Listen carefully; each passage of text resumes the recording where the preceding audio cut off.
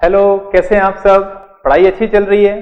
So in the chapter gaseous state we have completed ideal gas equation in a detail way including the universal gas constant. इस particular class के अंदर हम लोग बात करेंगे Dalton's law of partial pressure की। Complete detail बात करेंगे including numerical and questions. So let's start Dalton's law of partial pressure. Myself doctor PK Singhal और आप मुझे देख रहे हैं हमारे यूट्यूब चैनल केमिस्ट्री पंडित सिंगल सर पर। तो आइए बात को स्टार्ट करते हैं। बात है आज Dalton's law of partial pressure.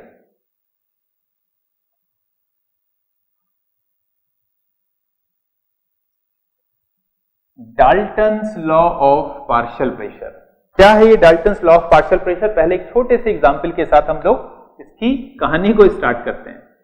तो हमारे पास सपोज करते हैं बेटा एक कंटेनर है, same vessel, same container, same volume वाला कंटेनर एक और है, एक और है।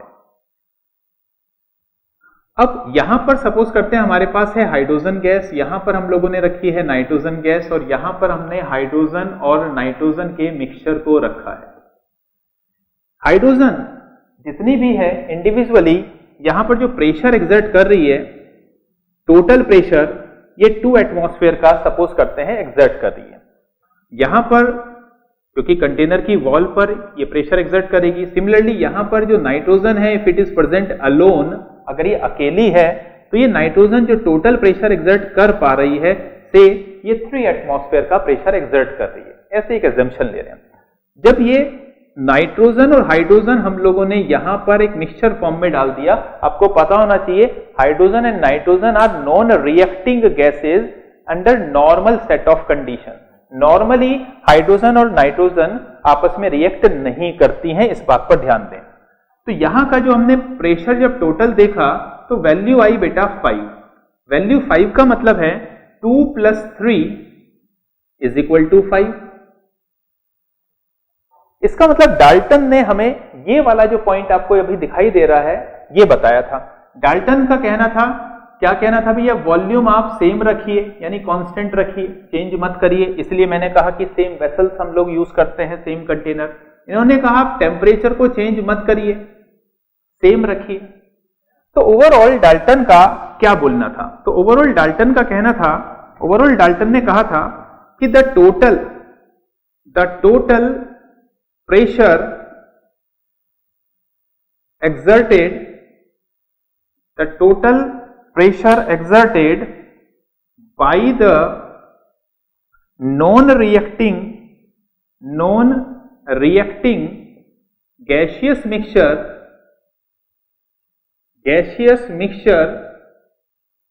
is equal to the sum of all the partial pressures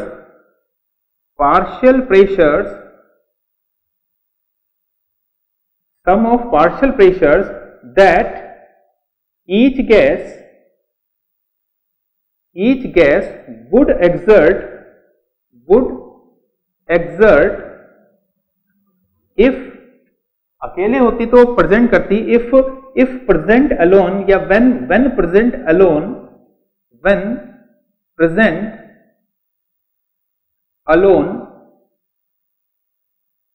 in the same vessel at the same temperature. So this is you can say a perfect kind of definition for Dalton's law of partial pressure. अगर hydrogen अकेला है इस container में तो उतना ही pressure exert कर रहा है। हाइड्रोजन इस मिक्सचर में आ चुका है, एक नॉन रिएक्टिंग गैसियस मिक्सचर में आ चुका है, तो भी हाइड्रोजन का पार्टिसिपेशन इसके अंदर 2 प्रेशर का है, इसका 3 प्रेशर का, टोटल मिलाकर 5 प्रेशर ये एक्सर्ट कर पा रहे हैं। तो द टोटल प्रेशर यानी ये 5 total pressure exerted by the non reacting gases, मतलब हाइड्रोजन और नाइट्रोजन आपस में रिएक्ट नहीं करती हैं, गैसियस मिक्सचर आपस में मिक्स हो चुकी है, इज इक्वल टू, ये दोनों इक्वल टू हैं, equal to the sum of, इन दोनों का total, sum of all the partial pressure, यानी इसके अंदर जो 2 ये वाला जो वैल्यू है 2, ये पार्शियल प्रेशर ऑफ हाइड्रोजन है, ये वैल्यू 3 है, ये पार्शियल प्रेशर ऑफ नाइट्रोजन है, partial pressure that each gas would exert when present alone. यानी इस बात से बेटा फर्क नहीं पड़ रहा है कि हाइड्रोजन नाइट्रोजन के साथ है उस कंटेनर में या अकेले है। अकेले है तो भी उतना प्रेशर एक्सर्ट कर रही है, नॉन रिएक्टिंग गैस की फॉर्म में है तो भी वो उतना ही प्रेशर एक्सर्ट कर रही है, और इसी को हम लोग बोलते हैं Dalton's law of partial pressure. तो एक बेसिक कंसेप्ट आपको यहां पर कहानी थोड़ी सी समझ में आनी शुरू हो गई होगी कि Dalton law of partial pressure exactly है क्या। अब Dalton law of partial pressure के फॉर्म्स हैं, एप्लीकेशन है। अब एप्लीकेशन है, मेनली 2 एप्लीकेशन है। वैसे तो लिखने के लिए तो हम कितने सारे लिखना चाहें लिख सकते हैं, लेकिन मेनली हमारे पास 2 एप्लीकेशन है। इसको हम और अच्छे से समझ सकते हैं। फॉर एग्जांपल, जो प्रेशर टोटल क्रिएट हो रहा है, जो प्रेशर टोटल क्रिएट हो रहा है मिक्सचर का, उसमें 2 गैसेस हो सकती हैं लाइक P1 प्लस P2, 3 हो सकती हैं P3, जितनी चाहें उतनी गैसेस, लेकिन ध्यान रखना है वो नॉन रिएक्टिंग होनी चाहिए, आपस में रिएक्ट ना करें। अब देखिए, हम लोग को बेटा पता है, since we know PV is equal to nRT, ये तो सबको पता है, पिछली क्लास में हम लोगों ने पढ़ा है PV is equal to nRT। तो मैं P इज इक्वल टू बोल सकता हूं nRT अपॉन V। यहां पर P1 क्या है बेटा, N1, क्योंकि नंबर ऑफ मोल तो चेंज हो सकते हैं, आप क्वांटिटी रेशो वो तो चेंज कर ही सकते हैं। R universal gas constant, temperature हम लोग मना कर चुके हैं, वॉल्यूम क्योंकि कंटेनर सेम है, तो R, T एंड V तो सेम रहने वाले। सिमिलरली P2 क्या होगा बेटा, N2 RT upon V। P3 क्या होगा, N3 RT अपॉन V। अगर इन तीनों का हम टोटल कर दें, फिलहाल हम 3 ही लेकर चल रहे हैं, आप 4, 5 जितना लेना चाहें, वो प्रेशर टोटल के बराबर होगा। PT भी लिखते हैं, P टोटल। अब इसको थोड़ा सा मैथमेटिकली सॉल्व कर लें। RT अपॉन V को कॉमन ले रहे हैं, तो मैं लिख सकता हूं N1 plus N2 plus N3 RT upon V। इसको मैं इक्वेशन नंबर 1 बोल दे रहा हूं। ये है बेटा PT, मतलब टोटल प्रेशर। अब अगर मैं P1 की या P2 या P3 में से किसी भी एक को ले लूं, यानी ये क्या है बेटा, partial pressure of gas number 1, ये है partial pressure of gas number 2, partial pressure of gas number 3, non reacting gases होनी चाहिए। तो P1 की वैल्यू में क्या लिख सकता हूं बेटा, N1 RT अपॉन V लिख सकता हूं। इसको मैं बोल रहा हूं इक्वेशन नंबर 2। अब क्या कर रहे हैं यहां पर, इक्वेशन 2 डिवाइड बाई इक्वेशन 1 करके देखते हैं। इक्वेशन 2, ये बेसिकली अभी हम बात कर रहे हैं पहली application Dalton's law of partial pressure की फर्स्ट एप्लीकेशन की बात कर रहा हूं मैं आपसे। तो हम इक्वेशन 2 को इक्वेशन 1 से डिवाइड करते हैं। तो मैं क्या कर रहा हूं बेटा, P1 divide by P total is equal to RT upon V। RT upon V, ये तो कैंसिल हो जाएगा, तो ऊपर क्या बचेगा, N1, और नीचे क्या बचेगा, N1 plus N2 plus N3। Got it, clear है। N1 divide by number of mole of first gas divide by total number of मोल, इसको हम क्या बोलते हैं, आपको पता ही होगा, इसको तो हम मोल फ्रैक्शन बोलते हैं। क्या बोलते हैं, मोल फ्रैक्शन का मतलब होता है N1 डिवाइड बाई NT, यानी मोल फ्रैक्शन होता है पहले वाली gas divide by total number of मोल, यानी इसको मैं क्या बोल सकता हूं, इसको क्या बोल सकता हूं, मोल फ्रैक्शन। यानी P1 इज इक्वल टू बोल सकता हूं PT, और मोल फ्रैक्शन को रिप्रेजेंट करते हैं X से, और पहले वाली गैस का X। तो ये एक फॉर्म बन गई जो कि न्यूमेरिकल में काफी ज्यादा पॉपुलरली यूज करते हैं, काफी इंपॉर्टेंट मानी जाती है। तो ये थी बेटा एप्लीकेशन नंबर 1 डाल्टन लॉ से रिलेटेड। इस क्वेश्चन के ऊपर, यानी इस पर्टिकुलर इक्वेशन के ऊपर या फॉर्म के ऊपर क्वेश्चंस पूछे जाते हैं, छोटे छोटे न्यूमेरिकल्स इसमें बनते रहते हैं। अब दूसरी एप्लीकेशन जो कि काफी सिंपल है, वो एप्लीकेशन क्या है, दूसरी एप्लीकेशन ये है बेटा, आपने देखा होगा बहुत सारी गैसेस हम अबव वाटर गैस जार में इकट्ठी करते हैं। गैस जार के अंदर हम लोग यहां पर पानी भर के रखते हैं, और यहां से हम गैस की एंट्री कराते हैं, और अबव वाटर हम किसी गैस जार के अंदर कलेक्ट करते हैं। छोटी छोटी क्लासेस में आपने देखा होगा कि gas such and such gas collected above water and all. अब होता क्या, यहां पर गैस तो कलेक्ट होती है, लेकिन ये वाटर होने की वजह से, यहां पर पानी होने की वजह से, यहां वाली जो गैस है इसका जो प्रेशर है वो सिर्फ गैस का प्रेशर नहीं होता, इसमें गैस का प्रेशर प्लस वाटर वेपर का प्रेशर भी मिक्स रहता है। यानी अगर हम लोगों को प्रेशर किसी ड्राई गैस का चाहिए, जो भी गैस आपने कलेक्ट किए, लेकिन यहां पर जो प्रेशर आपको मिलेगा वो मिलेगा आपको मॉइस्ट गैस का आपको प्रेशर मिलेगा। इसमें से आपको माइनस करना पड़ेगा किसको? प्रेशर जो वाटर वेपर की वजह से आया है, इसको माइनस करना पड़ेगा। और प्रेशर ऑफ वाटर वेपर को हम दो नामों से जानते हैं, एक तो हम नॉर्मली बोल देते हैं वेपर प्रेशर ऑफ वाटर, और एक बोलते हैं हम लोग एक्वस टेंशन। ये दो अलग अलग नामों से इसको जानते हैं।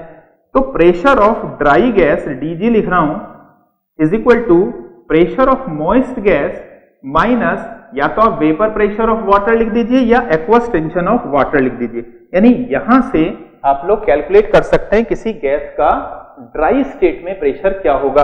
तो ये हम लोग सेकंड एप्लीकेशन मानते हैं डाल्टन्स लॉ की। तो डाल्टन लॉ की ये दो मेन एप्लीकेशंस हैं।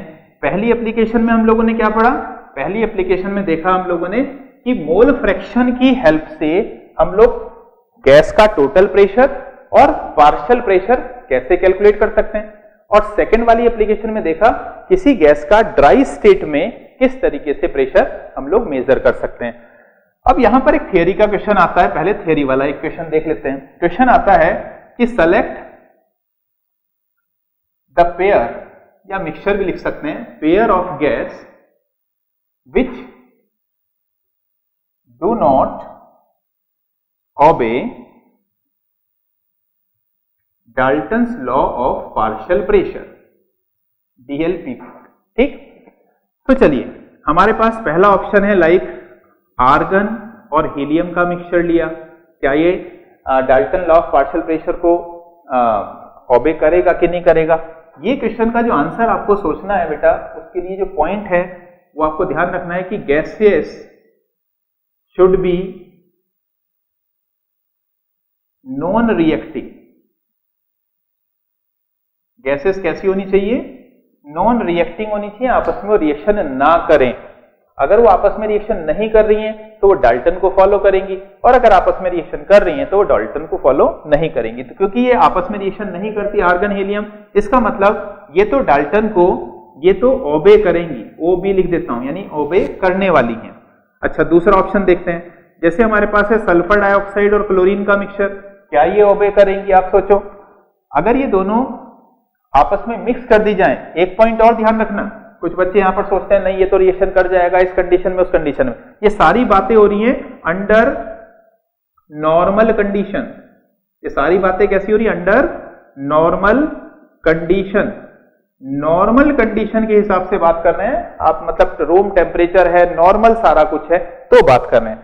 तो नॉर्मल कंडीशन में SO2Cl2 के साथ बेटा रिएक्शन करके एक एडिशन प्रोडक्ट बना लेगा SO2Cl2।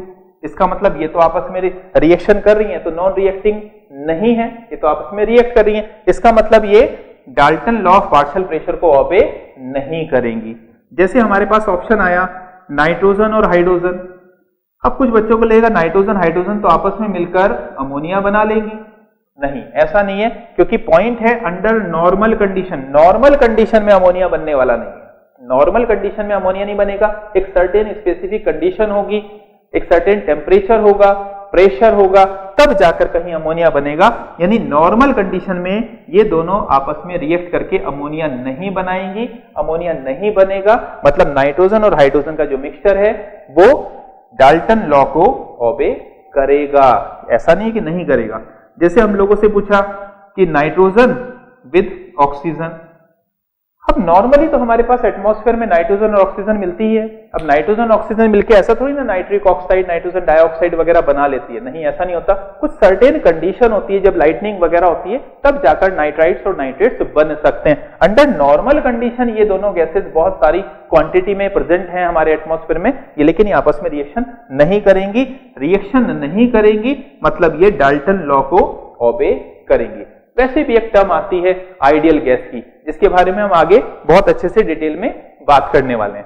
तो ये था एक थियरी का क्वेश्चन जहां पर आपको गैसियस मिक्सचर के बारे में पूछते हैं कि ये certain gaseous mixture basically Dalton law of partial pressure को ओबे करेगा कि नहीं करेगा, यानी जो फॉर्मूले हमने अभी अभी देखे हैं क्या उसको अप्लाई करें इस मिक्सचर पर या ना करें। कई बार वहां पर बच्चे गलती करते हैं।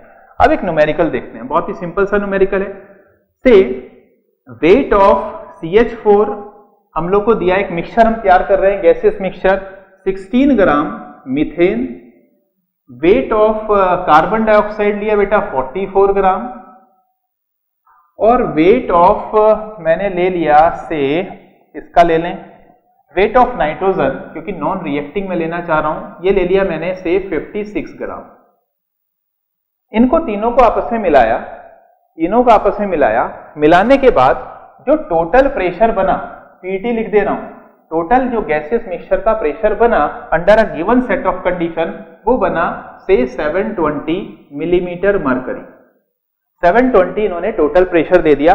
अब हमसे पूछ रहे हैं कि what are the partial pressure of methane, partial pressure of CO2, partial pressure of nitrogen. Like this way they are making a question. अब हम लोग क्या करेंगे, यानी टोटल प्रेशर हम लोग को पता है, जो मिक्सचर हम लोगों ने गैसेस का तैयार किया वो भी हमें पता है, कितना नाइट्रोजन, कितना CO2, कितना मीथेन, आपस में मिक्स कर दिया। अब नॉन रिएक्टिंग है, ये आप ध्यान रखिए, या फिर क्वेश्चन में लिखा होगा कि nitrogen, CO2 and CH4 are non reacting gases to each other, उसमें कोई कंफ्यूज होने की जरूरत नहीं है।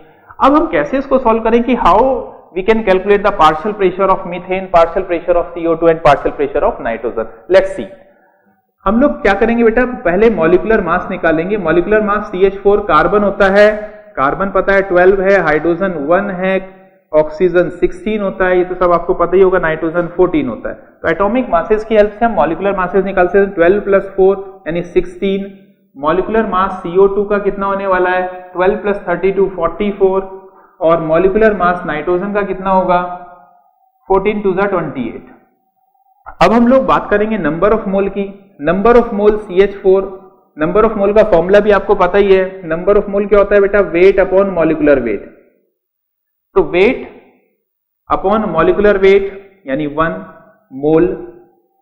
Similarly number of mole CO2, weight upon molecular weight यानी 1 मोल। वैल्यू तो कुछ भी हो सकती है, मैं सिंपल वैल्यूज इसलिए रखता हूं जिससे वो कैलकुलेशन हमारी आसान हो जाए, आपको कंसेप्ट समझ में आ जाए। This is the basic logic. Weight upon molecular weight 56 divide by 28, 28 to the 56 यानी 2 मोल्स। अब हम यहां पर मोल फ्रैक्शन निकाल सकते हैं बेटा। मोल फ्रैक्शन CH4 का क्या होगा, number of mole of CH4 upon total. Total यानी 1 प्लस 1 प्लस 2, ये तो फॉर्मूला होता है। मोल फ्रैक्शन का फॉर्मूला क्या होता है, mole fraction 1 is equal to N1 upon N total, ये तो है ना फॉर्मूला। मोल फ्रैक्शन का वही अप्लाई कर रहे हैं। 1 डिवाइड बाई 1 प्लस 2 यानी 4, तो मोल फ्रैक्शन यहां पर आ गया 0.25। यहां मोल फ्रैक्शन CO2 का आ गया 1 डिवाइड बाई 4 यानी 0.25, और मोल फ्रैक्शन ऑफ नाइट्रोजन आ गया यहां पर 2 डिवाइड बाई 4 यानी 0.5। ये मोल फ्रैक्शंस की वैल्यू आ गई। अब देखिए, अब हमारे पास है बेटा partial pressure of CH4 is equal to total pressure multiplied by mole fraction of CH4। यही जो एप्लीकेशन नंबर 1 डाल्टन्स में हमने सीखा था, यही वाला फॉर्मूला।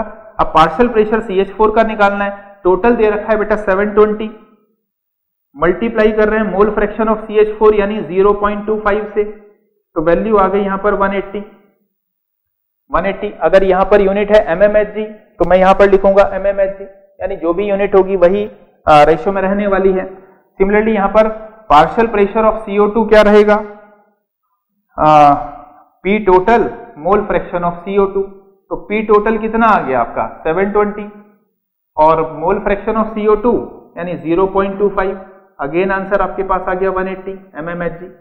और partial pressure of nitrogen, total pressure multiplied by mole fraction, ये आ गया बेटा 360। तो by this way you can calculate your general question. बात समझ में आ गई। एक और क्वेश्चन देखते हैं जल्दी से। कई बार जैसे मैंने इस पर्टिकुलर क्वेश्चन में बेटा वेट के बारे में बात की, यानी जो रिएक्शन मिक्सचर थे उसमें वेट आपस में मिक्स किए जा रहे थे, यानी इतना ग्राम नाइट्रोजन, इतना ग्राम मीथेन, इतना ग्राम CO2।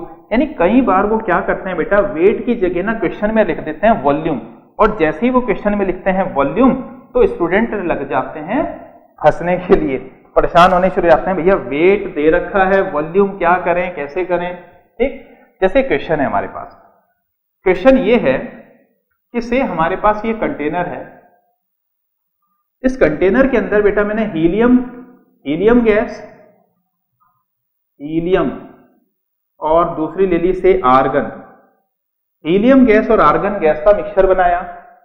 मैंने 30% बाई वॉल्यूम, क्या बोल रहा हूं, 30% बाई वॉल्यूम हीलियम इसमें डाला,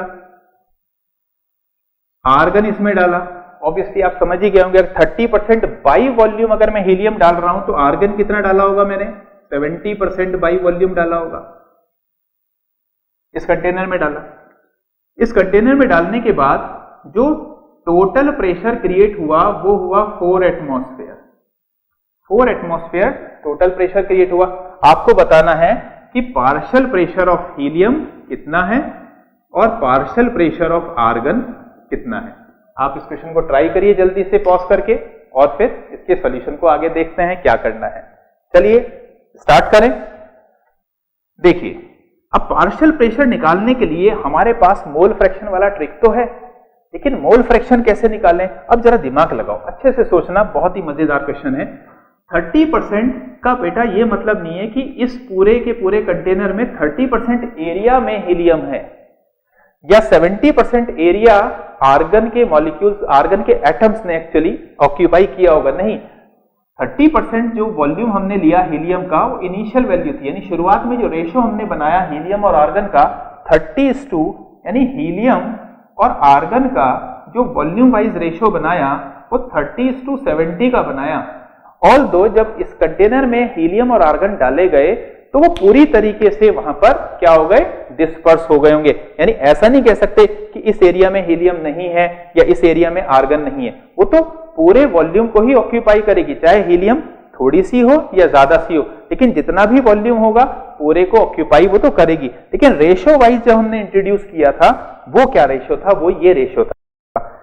अगर मैं 30% बाई वॉल्यूम हीलियम बोल रहा हूं तो 70% बाई वॉल्यूम आर्गन को इंट्रोड्यूस करा रहा हूं, इसका मतलब होगा कि 30 एटम अगर मैंने हीलियम के इंट्रोड्यूस कराए तो मैंने 70 एटम्स बेसिकली आर्गन के इंट्रोड्यूस कराए, यही तो मीनिंग होगा। तो यहां से हम डायरेक्टली मोल फ्रैक्शन की वैल्यू निकाल सकते हैं, यानी मोल फ्रैक्शन ऑफ हीलियम यहां पर क्या होगा, 30% को अगर आप 100 से डिवाइड कर दें, या फिर ऐसा सोचो 30 डिवाइड बाई 30 प्लस 70, मतलब 100 ही तो हुआ ना, 30 डिवाइड बाई 30 प्लस 70, क्योंकि इतने एटम इसके हैं, इतने एटम इसके हैं, तो टोटल एटम 100 हो गए। टोटल एटम से अगर आप डिवाइड करें तो मोल तो हो गए ना, यानी 30 मोल्स हो गए हीलियम के, तो टोटल मोल्स हो गए 100। तो यहां से हमारे पास हीलियम का मोल फ्रैक्शन निकल के आ गया 0.3, और यही लॉजिक से हमारा क्वेश्चन हो गया डायरेक्टली सॉल्व। ये क्वेश्चन बहुत बढ़िया था, बहुत ही इंपॉर्टेंट। तो ये हमारे पास फॉर्मूला है बेटा। तो पी टोटल कितना बोल दिया हम लोग को, 4 एटमॉस्फेयर। हीलियम का मोल फ्रैक्शन 0.3, आंसर आपका आ गया 1.2 एटमॉस्फेयर। ये आ गया हीलियम का आंसर। सिमिलरली अगर हम बात करें कि P total is equal to क्या होगा, चलो ये फॉर्मूला भी लगा लेते हैं, P helium plus P argon. P total कितना है बेटा 4, पी हीलियम कितना है 1.2, तो पी आर्गन कितना होगा, पी आर्गन आप लोग निकाल के बता सकते हैं। पी आर्गन की वैल्यू क्या होगी, 4 माइनस 1.2, तो पी आर्गन होगा यहां पर 2.8 एटमॉस्फेयर। एक आंसर ये आ गया, एक आंसर। तो कहीं पर परसेंटेज बाई वॉल्यूम दिया है, परसेंटेज बाई वेट दिया है, डायरेक्टली वेट की वैल्यू दी है, जो भी जैसा दिया हुआ है वहां कहीं कोई कंफ्यूज होने की जरूरत नहीं है। आई होप आपको Dalton law of partial pressure अच्छे से समझ में आ गया होगा। याद रखना, Dalton law of partial pressure की 2 एप्लीकेशन मैंने आपको बताई है, दोनों एप्लीकेशन ध्यान रखनी है। साथ में ये याद रखना कि अगर Dalton law of partial pressure बोल रहा है कि अगर आपकी गैस अलोन है, वहां पर अकेले प्रेजेंट है, या किसी मिक्सचर के अंदर है लेकिन मिक्सचर नॉन रिएक्टिंग होना चाहिए, तो वो वैसा ही बिहेव करेगी किसी मिक्सचर के अंदर जैसे वो अकेले ही है, उतना ही प्रेशर एक्सर्ट करेगी अकेले होने पर भी जितना वो किसी मिक्सचर में एक्सर्ट करती है। So this is all about the Dalton's law of partial pressure. Next class हम लोग शुरू करेंगे grams law of effusion and diffusion को लेकर बात को बहुत डिटेल में समझने वाले। तो keep learning and do well.